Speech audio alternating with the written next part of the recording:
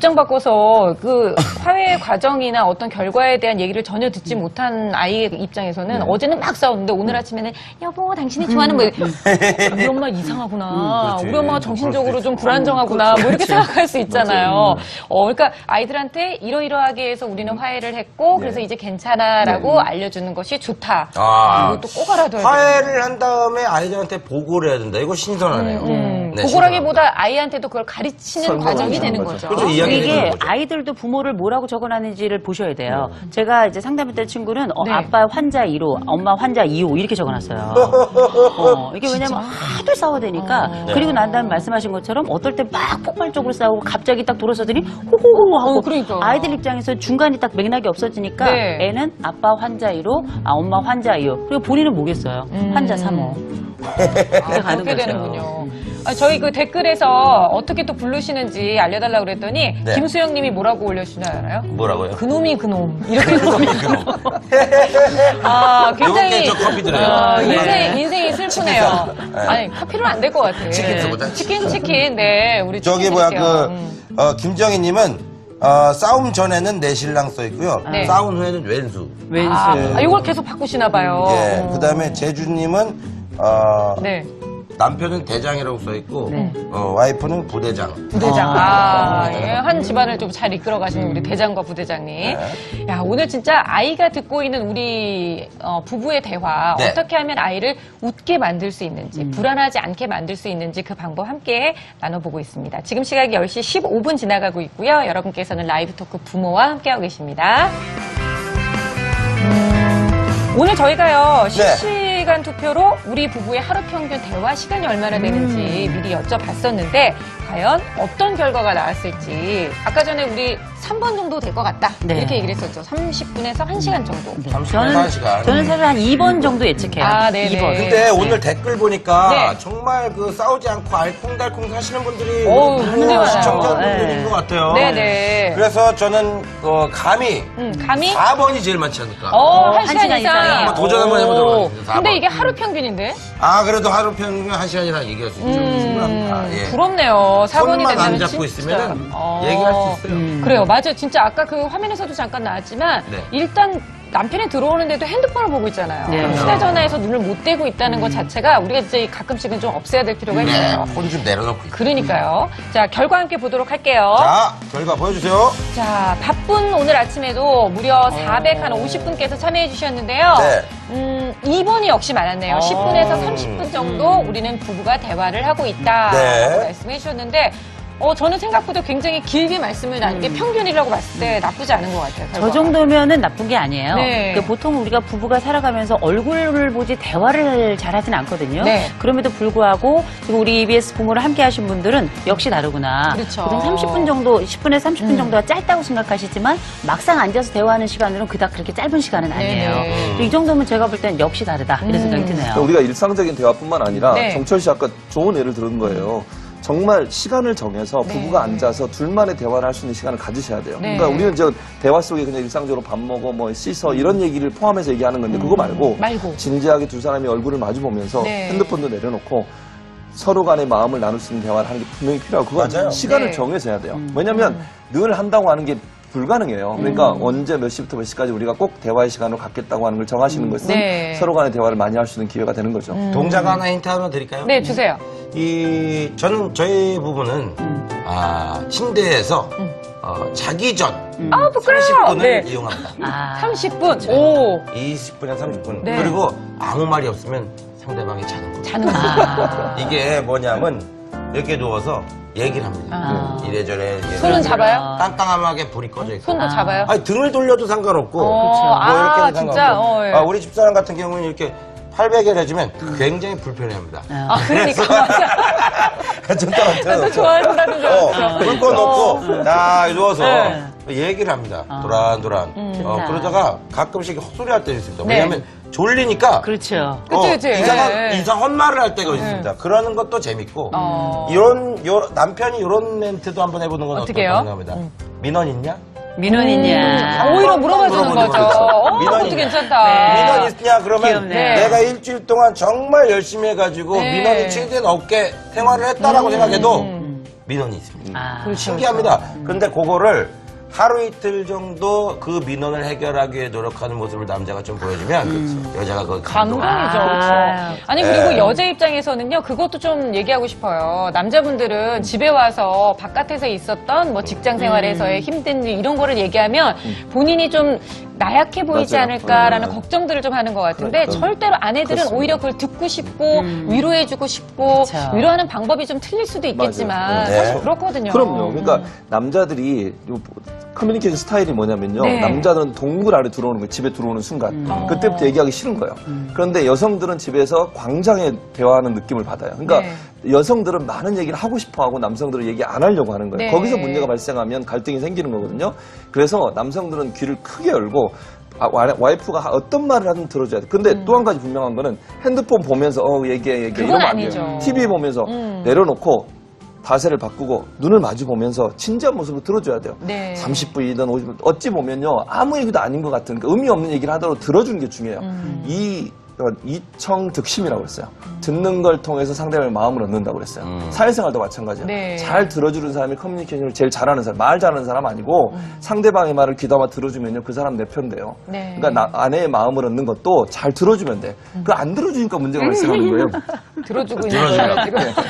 최대한 열심히 들어요. 우리 이호선 교수님은 좀 어떤 얘기 해주고 싶으세요? 저희는 저는 뭐 이렇게 같이 대화 많이 하지 않더라도요. 같이 좀 걸었으면 하고 좀 바래요. 하루에 10분 대화면 저는 10분 산책도 괜찮다 생각하는 것이 함께 환기도 될 뿐만 아니라 네. 같이 걸으면서 그 사람하고 함께 공유하는 그 시간 자체가 굉장히 소중한 것이기 때문에 참고로 저희 같은 경우는 제가 이제 매일 뜀박질을 하는데 이 뜀뛰기를 하는 동안에 같이 하잖아요. 숨이 막혀가지고 말을 못해요. 그렇죠. 할 수가 없죠. 말을 못하지만 그 시간이 굉장히 소중하더라고요. 네. 그래서 꼭 대화가 우리가 말의 대화를 하지 않더라도 함께 할 수 있는 그 시간 그리고 조금 마음을 편안하게 할 수 있는 그 시간이 있다면 그 자리가 바로 함께 대화의 시간이고 나눔의 시간이고 돌봄의 시간이고 접촉의 시간이 아닐까 싶어요. 네, 실제로 한 조사 결과도 있었는데요. 네, 우리나라 그렇습니다. 부부 사이의 대화와 소통이라는 주제로 조사를 했더니 세 쌍 중에 한 쌍이 하루에 30분도 대화를 하지 않는다고 나왔어요. 그러니까 우리가 기대가 너무 낮아서 그런지 사실 30분이면 적지 않아라고 생각했는데 이게 사실 가족 간의 대화라고 생각한다면 24시간을 공유할 수 있는 가족인데도 불구하고 30분 미만이라는 거는 사실 긴 시간은 아니잖아요. 보통 이제 우리가 충청도 이제 경상도식으로 이야기하잖아요. 밥도 그쵸. 불거 짜자 뭐 세 개 이러면 다 끝난다 그러잖아요. 아는 뭐 네. 이거 나오죠, 그죠? 그런데 이런 단어들이 사실은 아쉬움에 대한 표현이에요.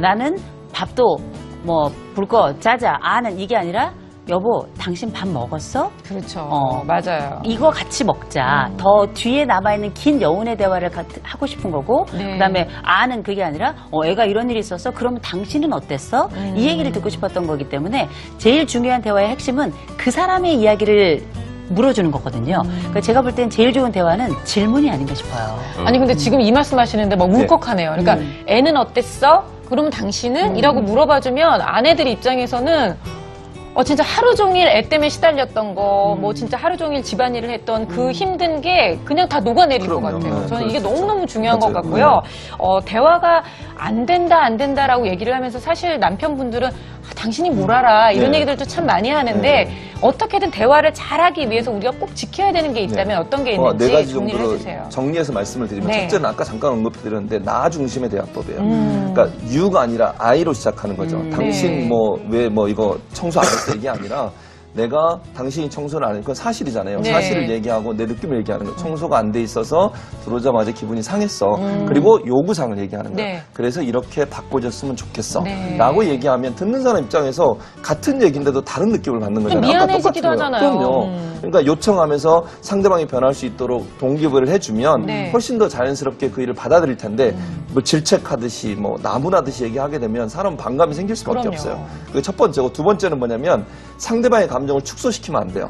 뭐 그거 가지고 왜 그래? 그 정도 가지고 왜? 이건 아니거든요. 네. 상대방이 느끼는 감정은 나와 다를 수 있어요. 충분히. 또 여성분들은 훨씬 더 감성이 예민하시기 때문에 훨씬 더 큰 충격을 받을 수 있어요. 아주 작은 얘기 가지고도.